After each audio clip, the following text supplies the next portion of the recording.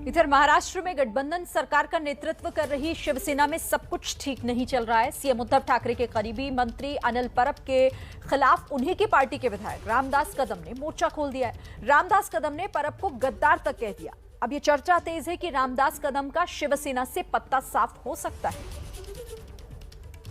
जो गद्दार लोग हैं, शिवसेना के खिलाफ काम करते हैं, उनके हाथ में सब सूत्र दिया है और उनको सब टिकट दिया।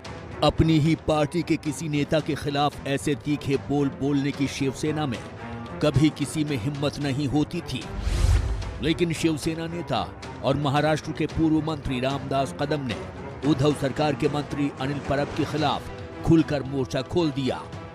सर, आज जो आपने अनिल परब पर आरोप लगाया है, गद्दार कौन है पार्टी में, क्या ये पूरा मामला है?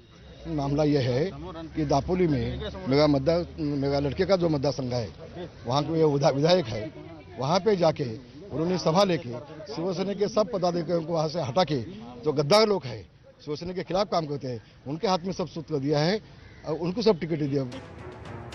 पार्टी के साथ कौन वफादार है और कौन गद्दार, ये तो पार्टी नेतृत्व ही तय करेगा। लेकिन शिवसेना में रामदास कदम के दिन ठीक नहीं चल रहे हैं। असल में रामदास कदम कुछ समय से अपनी पार्टी शिवसेना में अलग थलग पड़े हैं। उन पर पार्टी विरोधी गतिविधियों में शामिल होने का आरोप है, इसलिए उद्धव ठाकरे भी उन्हें मिलने का समय नहीं दे रहे हैं। अब चर्चा है कि रामदास कदम को पार्टी से निकाला भी जा सकता है। चर्चा ये भी है कि रामदास कदम बीजेपी में शामिल हो सकते हैं। लेकिन रामदास कदम ने उनके शिवसेना छोड़ने की अटकलों को भी साजिश बताया है। रामदास कदम ने कहा कि ये अफवाह फैलाई जा रही है। आ रहे हैं कि सर आप जो है शिवसेना छोड़ भी सकते हैं और बीजेपी में जा सकते हैं? नहीं, बिल्कुल नहीं, ये सब खबरें गलत है। आप उद्धव ठाकरे जी से जो है मिलने वाले हैं और क्या जिन्हें टाइम दिया तो जरूर मिलूंगा। रामदास कदम का राजनीतिक भविष्य क्या होगा, इसका फैसला काफी हद तक उद्धव ठाकरे के हाथ में है, क्योंकि अनिल परब तो उद्धव के काफी करीबी माने जाते हैं। ऐसा पता चला कि सर्जरी के बाद पहली बार सीएम उद्धव ठाकरे कल रात 8 बजे अपने सरकारी बंगले से निकलकर विधान भवन पहुंचे थे। इस दौरान उनके साथ आदित्य ठाकरे और अनिल परब भी थे। बीजेपी अब सवाल उठा रही है कि अगर वो विधान भवन गए थे तो फिर वहां के सीसीटीवी कैमरे क्यों बंद कराए गए? इस पर सवाल उठाए हैं नारायण राणे के बेटे और विधायक नितेश राणे ने। उन्होंने ट्वीट किया, अगर महाराष्ट्र के सीएम वाकई विधान भवन तक गए हैं, जो कि अच्छी खबर है, लेकिन फिर जब वो विधान भवन में थे तो वहां के सीसीटीवी बंद क्यों थे? विधानसभा के स्टाफ को 6 बजे निकलने को क्यों कहा गया?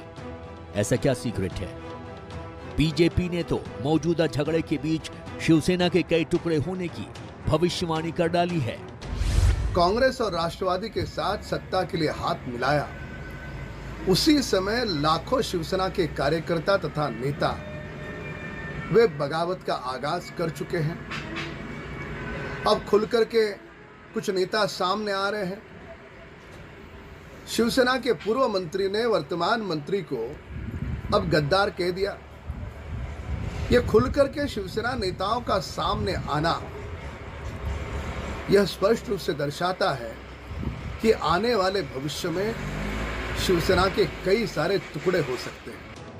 इस पूरे विवाद में ये जानना भी जरूरी है कि सीएम उद्धव ठाकरे के जिन करीबी मंत्री अनिल परब पर रामदास कदम आरोप लगा रहे हैं, उनके खिलाफ ईडी में मनी लॉन्ड्रिंग के मामले की जांच भी चल रही है।